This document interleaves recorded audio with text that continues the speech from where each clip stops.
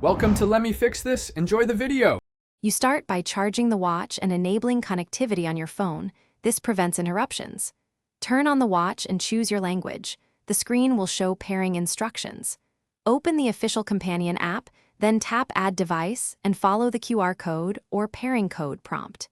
Make sure location and permissions are granted when requested so the phone can discover the watch. Once paired, accept basic terms and wait for the initial sync to finish before moving on to customization. Now you configure what matters: notifications, health sensors, and apps. In the watch settings, set notification priority so only important alerts appear. Enable Do Not Disturb for sleep or meetings.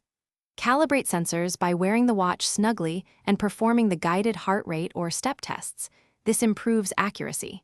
Install essential apps from the watch store and enable permissions per app. Make sure auto updates and background sync are active so data and apps stay current without Finish by syncing your watch with the cloud and confirming backups are enabled.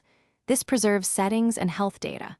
Customize watch faces, widgets, and shortcuts for quick access to core functions like workouts or payments.